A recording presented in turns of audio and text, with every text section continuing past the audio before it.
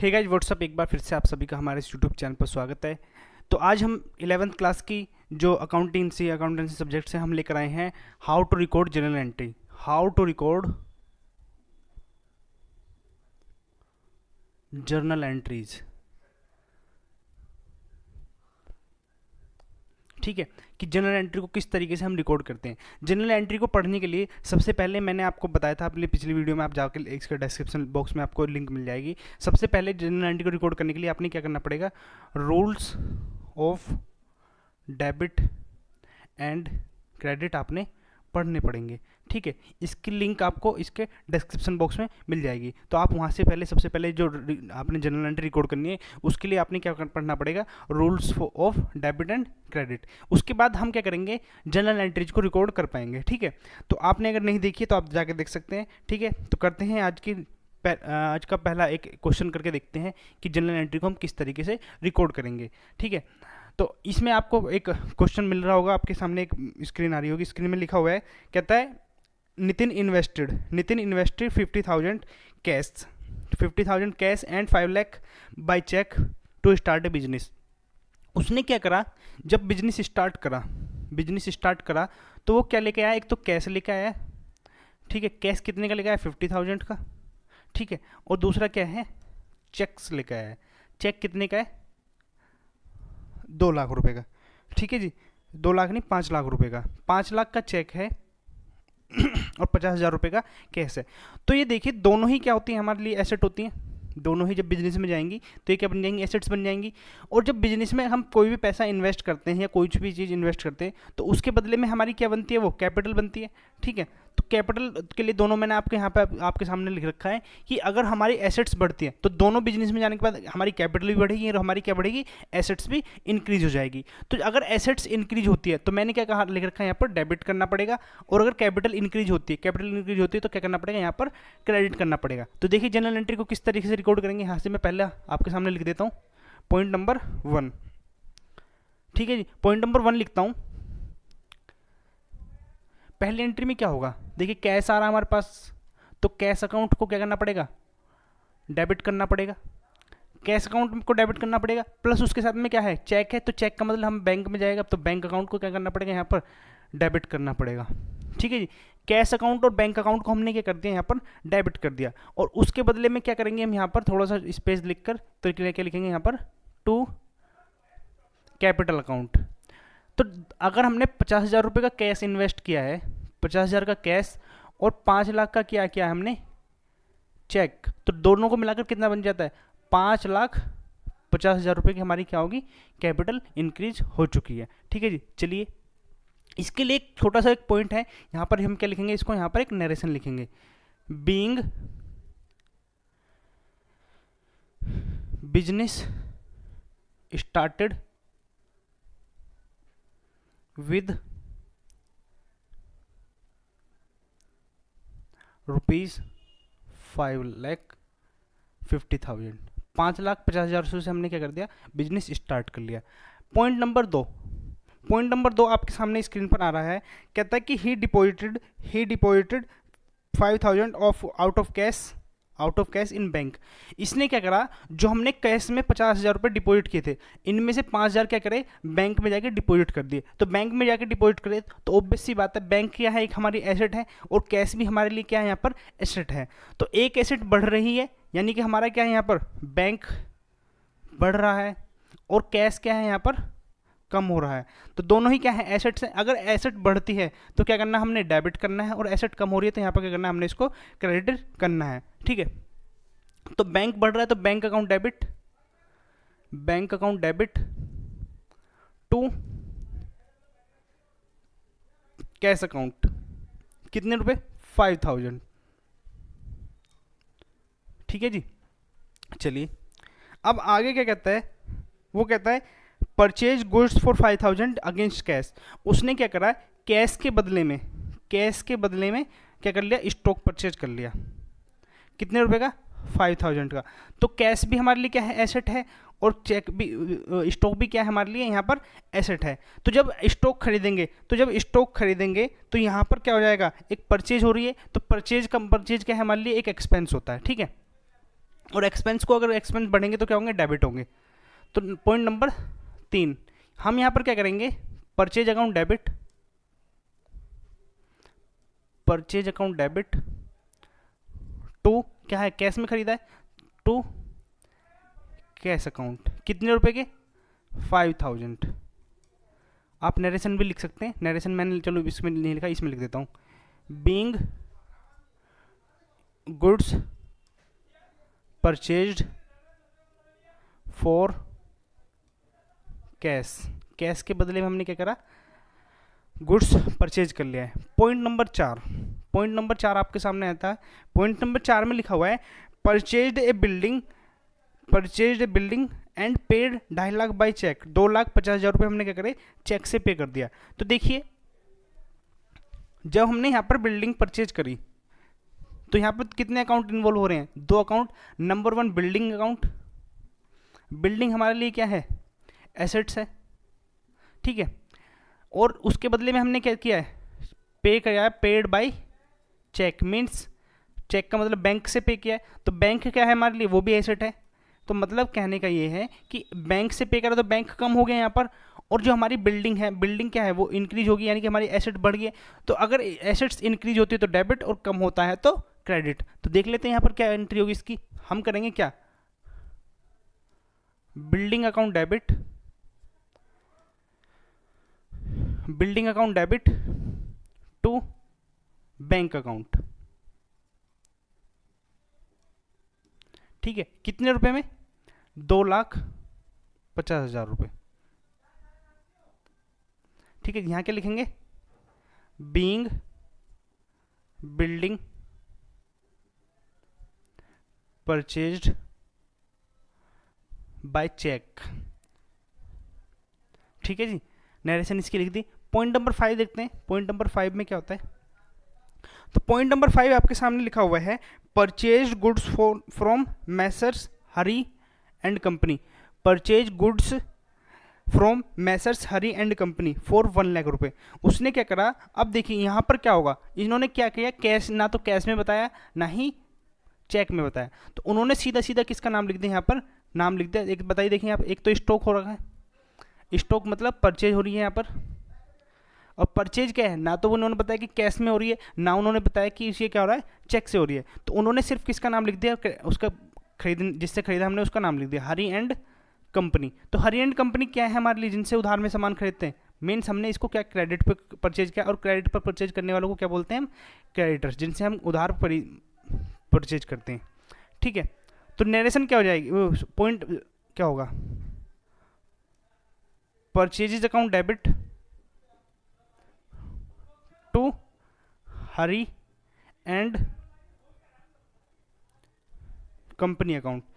Hari and company account यहाँ पर क्यों इन्वॉल्व किया गया है, क्योंकि हमने क्या किया, उनसे उधार में खरीदा, और उधार से जिनसे हम सामान खरीदते हैं उनको क्या बोलते हैं हम, क्रेडिटर। और क्रेडिटर हमारे लिए क्या होती है, बिजनेस के लिए लायबिलिटी होती है। मैंने यहाँ पर लायबिलिटी के लिए पॉइंट लिखा हुआ है, अगर लायबिलिटी इंक्रीज होती है तो क्या करना है, क्रेडिट करना है, और डिक्रीज होती है तो डेबिट करना है। मीन्स यहाँ पर क्या है, लायबिलिटी बढ़ी है तो हमने उसको क्या कर दिया, क्रेडिट कर दिया। और कितने रुपए का, 1 लाख रुपए का, ठीक है जी।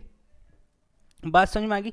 चलिए पॉइंट नंबर 6 देख लेते हैं इसमें। यहाँ पर पॉइंट नंबर 6 में कह रहा है सोल्ड गुड्स फॉर 50,000, 50,000 रुपये के उन्होंने कैश में क्या करे, गुड्स बेच दिए। तो एक चीज़ देखिए, जब यहाँ पर हम अभी तक हमने क्या किया, गुड्स परचेज किए थे, तो परचेज किए थे तो क्या हो रहा था, परचेज अकाउंट डेबिट होता था और कैश अकाउंट क्या होता था, कम हो जाता था। लेकिन जब हम यहाँ पर गुड्स सोल्ड करेंगे तो यहाँ पर सोल्ड करने का मतलब यहाँ पर हमने क्या किया, सेल अकाउंट इन्वॉल्व होगा, सेल्स अकाउंट इन्वॉल्व होगा, ठीक है। फिर कैश में बेचा तो कैश अकाउंट भी इन्वॉल्व होगा। तो कैश क्या है, ये तो हमारे लिए क्या है, रेवेन्यू है, और रेवेन्यू,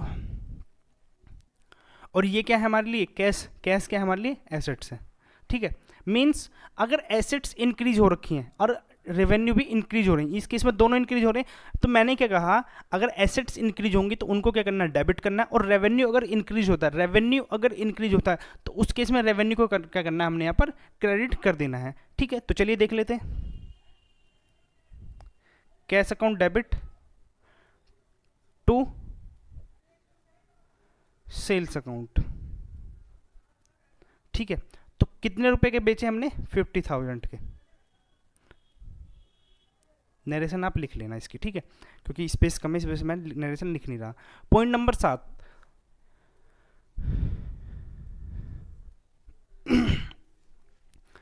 पॉइंट नंबर 7 देख लेते हैं।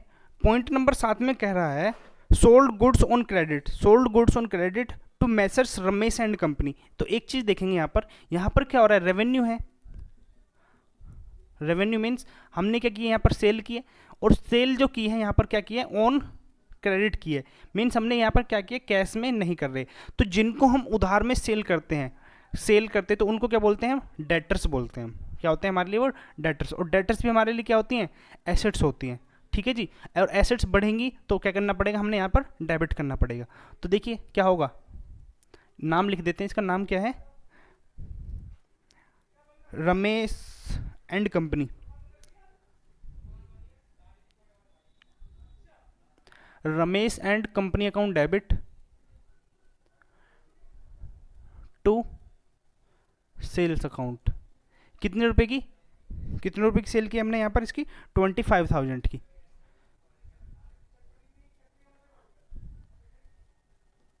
ठीक है जी। पॉइंट नंबर 8 देख लेते हैं, नरेशन आप लिख सकते हैं यहाँ पर इसकी भी। पॉइंट नंबर 8 में कहता है Messrs Ramesh and company return goods 5,000 being defective. अब देखिए क्या है, यहाँ पर जो हमारा बेचा हुआ माल है, यहाँ पर जो हमारा क्या है, बेचा हुआ सामान है। बेचा हुआ सामान क्या हो गया, यहाँ पर वापसी आ चुका है। तो जो बेचा हुआ सामान होता है उसको हम क्या बोलते हैं, देखिए जो हमने सेल की है वो क्या हो गई, हमारी रिटर्न हो चुकी है। क्या हो चुकी है, सेल्स रिटर्न। सेल्स रिटर्न को एक नाम और दे सकते हैं हम, रिटर्न इनवर्ड। रिटर्न इनवर्ड भी हम इनको बोलते हैं, ठीक है। दोनों एक ही नाम है, हम इसमें बुक्स में आपको कुछ भी मिल सकता है, सेल्स रिटर्न भी मिल सकता है या रिटर्न इनवर्ड भी मिल सकता है। तो जब रिटर्न इनवर्ड होगा तो क्या होगा, यहाँ पर जो हमने जिसको उधार बेचा था, किसको बेचा था, रमेश को। तो रमेश हमारे लिए क्या बना था, यहाँ पर एसेट्स बना था। अब रमेश से हमने क्या कर लिया, अपना सामान वापसी कर लिया, तो रमेश का अकाउंट क्या हो जाएगा, कम हो जाएगा। तो मीन्स हमने क्या करना है, रमेश के अकाउंट को कम कर देना है। और यहाँ पर क्या लिखना है, sales return account debit to Ramesh and company account. कितने रुपए का है यहाँ पर सामान है इसका, 5,000 का। 5,000 का क्या सामान हो गया हमारा, यहाँ पर डिफेक्टिव हो चुका है, ठीक है जी। चलिए अब पॉइंट नंबर 9 में देख लेते हैं। पॉइंट नंबर 9 क्या कहता है, पॉइंट नंबर 9 में कह रहा है goods return by Ramesh, goods return by Ramesh return to Hari and company at a cost price 4,000। जो 4,000 रुपये का सामान था वो क्या कर दिया हमने, इसको वापसी कर दिया। अब देखिए जो 5,000 रुपये का सामान बेचा था हमने, ऑब्वियस सी बात है वो प्रॉफिट में बेचा होगा, लेकिन जिससे हमने सामान खरीदा होगा वो तो कॉस्ट पर खरीदा होगा ना। तो हमने क्या करा, अब हमारे लिए क्या है, ये पहले हमारे लिए सेल्स रिटर्न थी, अब क्या है हमारे लिए, परचेज रिटर्न। जो हमने सामान खरीदा था अब हमने उसको भी वापसी कर दिया। परचेज रिटर्न को हम क्या बोल सकते हैं, रिटर्न आउटवर्ड। इसको क्या बोलते हैं हम, रिटर्न आउटवर्ड बोलते हैं, ठीक है जी। तो अब इस केस में क्या करना पड़ेगा, हमने सामान किससे खरीदा था, यहाँ पर हरी एंड कंपनी से खरीदा था। तो हरी एंड कंपनी हमारे लिए क्या थी, यहाँ पर लायबिलिटी थी। अब जैसे ही लायबिलिटी कम होंगी तो लायबिलिटी को क्या करना पड़ेगा, हमने यहाँ पर डेबिट करना पड़ेगा। तो यहाँ पर क्या लिखेंगे, Hari and company account debit to purchase return, ठीक है जी। क्या करना पड़ेगा यहाँ पर, टू परचेज रिटर्न। कितने रुपए का सामान हमने वापसी किया है, एट ए कॉस्ट प्राइस 4,000, 4,000 रुपये का हमने सामान उसको वापसी कर दिया है, ठीक है जी। चलिए अब अगला पॉइंट देखते हैं। पॉइंट नंबर आपके सामने आता है पॉइंट नंबर 10।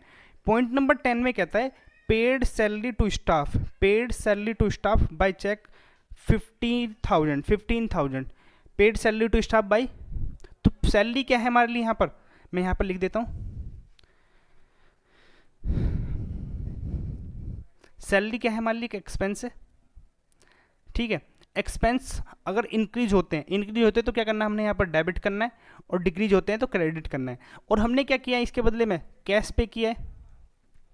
तो कैश हमारे लिए क्या होती है, एसेट होती है, और एसेट्स अगर कम हो रही है तो क्या करना है, उसको क्रेडिट करना है। तो देखिए क्या एंट्री होगी, salary account debit to cash account. कितने रुपए की, यहाँ पर देख लेते हैं कितने रुपए हैं, यहाँ पर 15,000 चेक में पे किया इन्होंने, तो चेक में पे किया तो क्या हो जाएगा यहाँ पर, बैंक हो जाएगा, बैंक अकाउंट। कितना, 15,000। देखिए चेक में पे करने का मतलब क्या है, चेक में पे करने का मतलब होता है कि हमने क्या किया, यहाँ से बैंक के थ्रू पे किया, तो हमारा बैंक, ऑब्वियस सी बात है, चेक क्या बैंक से में लगाता है, बैंक में क्या होगा, हमारी बैंक कम हो जाएगा। पॉइंट नंबर 11, पॉइंट नंबर 11 में देखते हैं क्या होता है। कहता है paid rent for residence of Nitin by cheque 10,000, paid rent of Nitin residence. तो देखिए नितिन रेजिडेंस का मतलब क्या है भाई, नितिन क्या है हमारे लिए यहाँ पर ओनर है, ठीक है। तो नितिन कहाँ पर रहते होंगे, कहीं किसी रेंट पर रहते होंगे ये भी, तो बिजनेस ने क्या किया, इनका रेंट पे कर दिया। भले ही आपने इनका रेंट पे किया हो, आपने इसका इंश्योरेंस पे किया हो, प्रीमियम पे किया हो, तो अगर जितने भी पर्सनल एक्सपेंसेस होंगे, जितने भी पर्सनल एक्सपेंसेस होंगे, वो हमारे यहाँ पर क्या बन जाएंगे, यहाँ पर ड्राइंग्स बनी जाएंगी। क्या कहलाई जाएंगी यहाँ पर, ड्राइंग। और ये क्या किया हमने, बाई चेक पे किया है, बाई चेक पे किया, तो बाई चेक पे किया तो यहाँ हो जाएगा बैंक अकाउंट कम हो जाएगा। तो जितनी भी हमारे पर्सनल एक्सपेंस होंगे तो वो क्या कहलाई जाएंगे, हमारे ड्राइंग्स बन जाएंगे। तो ड्राइंग्स अकाउंट डेबिट टू क्या बन जाएगा हमारे यहाँ पर, बैंक अकाउंट। कितने रुपए, 10,000। समझ में आ गया होगा मेरे हिसाब से ये पॉइंट। चलिए जी पॉइंट नंबर 12 देखते हैं। पॉइंट नंबर 12 में कहता है, पॉइंट नंबर 12 में कहता है paid electricity charges for the month 1,000 in cash. हमने क्या करा, 1,000 जो इलेक्ट्रिसिटी एक्सपेंसेस हैं वो क्या कर दिए हमने, कैश में पे कर दिए। तो कैश में पे करें तो देख लेते हैं ठीक होगी। यहाँ पे क्या लिखेंगे, इलेक्ट्रिसिटी,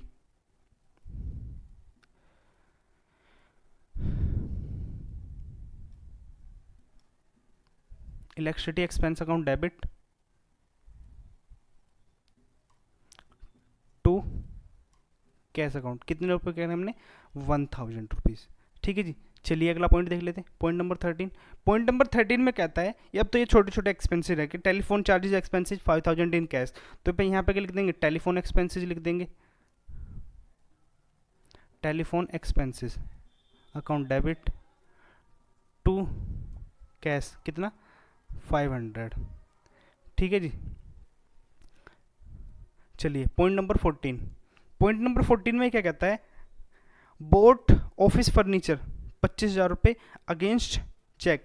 तो अब इसमें क्या किया, हमने फर्नीचर परचेज किया। क्या किया, फर्नीचर परचेज किया। तो फर्नीचर हमारे लिए क्या है, एसेट्स है, एसेट है का काम है। और कैश क्या है हमारे लिए, भी एसेट। एक एसेट कम हो रही है, एक एसेट बढ़ रही है। अगर एसेट्स इंक्रीज होती है, अगर एसेट्स इंक्रीज होती है तो क्या करना हमने यहाँ पर, डेबिट करना है। तो क्या हो जाएगा,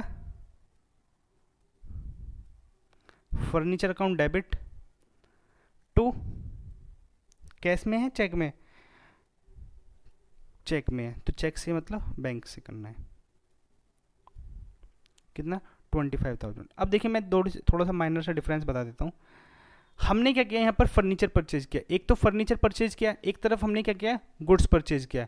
तो गुड्स क्या है और फर्नीचर क्या है, गुड्स वो होते हैं जो हमने रीसेल के पर्पज से खरीदे हैं, और रीसेल से पर्पज से खरीदे हैं तो वो क्या कहलाए जाएंगे, हमारी परचेज कहलाए जाएंगे। और ये क्या है, हमारे एक्सपेंस है। ठीक है, लेकिन अगर हमने यहाँ पर कोई भी फिक्स एसेट्स खरीदी है, तो फिक्स एसेट्स ना तो हमने रीसेल के पर्पज से, ये क्या कर रखे हैं, हमने बिजनेस में इस्तेमाल करने के लिए रख रखी हैं। तो जो बिजनेस में इस्तेमाल में आएंगी वो सब क्या कहलाई जाएंगी, हमारी फिक्स्ड एसेट्स। क्या कहलाई जाएंगी, हमारी फिक्स्ड एसेट्स बन जाएंगी। ठीक है जी, ये डिफरेंस था, माइनर सा difference. Point number 15। Point number 15 में देखिए क्या कहता है, paid Hari Messrs Hari and company on account 50,000 by cheque. तो हमने जो हरी से सामान खरीदा था उसको अब क्या करना है, अब हमने पेमेंट करनी है। तो यहाँ पर लाइबिलिटी कम हो रही है, तो Hari and company account debit to bank account. कितना, 50,000 रुपये। ठीक है जी, अब अगला पॉइंट देख लेते हैं यहाँ पर। पॉइंट नंबर 16 कहता है received from Messrs Ramesh and company 15,000 by cheque. अब जब हमने रमेश एंड कंपनी को सामान बेचा था तो अब क्या कर रहे हैं, वो बाय चेक हमारे क्या हो गया, पेमेंट आ चुका है। बाय चेक आया ना पेमेंट, तो कितना, 15,000 रुपये। तो चेक का मतलब bank account debit to Ramesh and company. कितना, 15,000 रुपये। पॉइंट नंबर 17 देखते हैं। पॉइंट नंबर 17 में कहता है placed order for goods with messrs Abhi and company 2 lakh, paid 20,000 by cheque at advance balance paid in on delivery. तो अभी क्या देखेंगे यहाँ पर क्या डिफरेंस है। अभी हमने सिर्फ उसको एडवांस में पे किया है, तो एडवांस में पे करना का मतलब क्या होता है, अभी हमने कोई गुड्स तो खरीदे नहीं है, जब गुड्स नहीं खरीदे होते तो क्या कहलाया जाएगा, हमने उसको एडवांस में पे किया है। तो एडवांस में पे करने का मतलब देखिए यहाँ पर क्या हो जाएगा,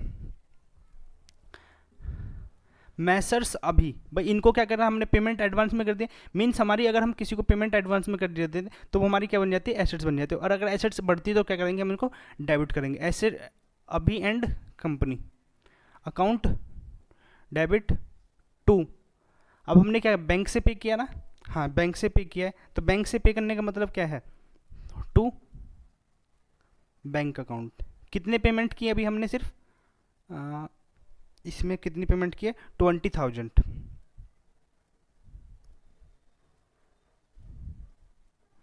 पॉइंट नंबर 18, पॉइंट नंबर 18 में कहता है, पॉइंट नंबर 18 में कहता है received order for goods from Ajay and company along with the cheque 30,000 advance. अब हमने क्या कर लिया यहाँ पर, जो अजय एंड कंपनी उनसे क्या कर लिया हमने, एडवांस में रिसीव कर लिया 30,000। तो एडवांस में रिसीव करने का मतलब क्या है, यहाँ पर bank account debit to Ajay and company, कितना 30,000। भाई एक बात देखो, हमने अगर किसी को हम उधार में एडवांस ले सकते तो हम भी तो किसी को एडवांस दे सकते हैं।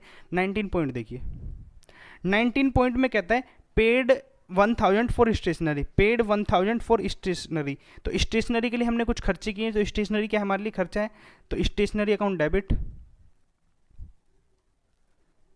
1,000 टू कैश 1,000।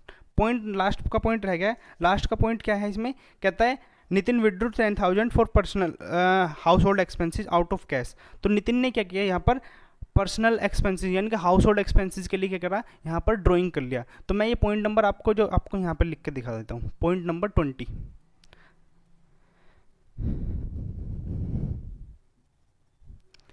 अब देखिए जो भी पर्सनल, मैंने अभी बताया हाउस होल्ड एक्सपेंस, कोई भी हो पर्सनल एक्सपेंस, वो क्या बन जाएंगे, हमारी ड्राइंग बन जाएंगी। तो drawings account debit to cash account, कितने उसने निकाले यहाँ पर, यहाँ से निकाले उसने 10,000, तो 10,000 यहाँ पे क्या बन जाएगी, हमारी ड्राइंग बन जाएंगी।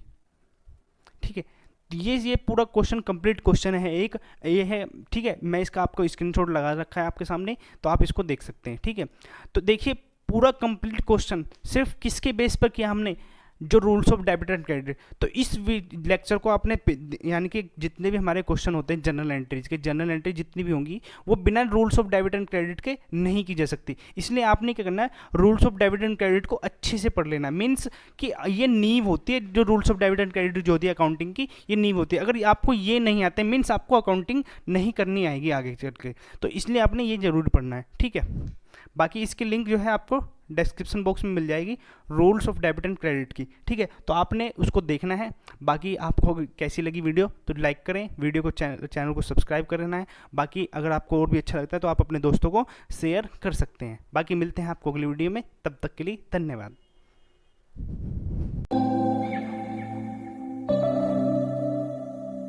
September we met, I can tell by your smile,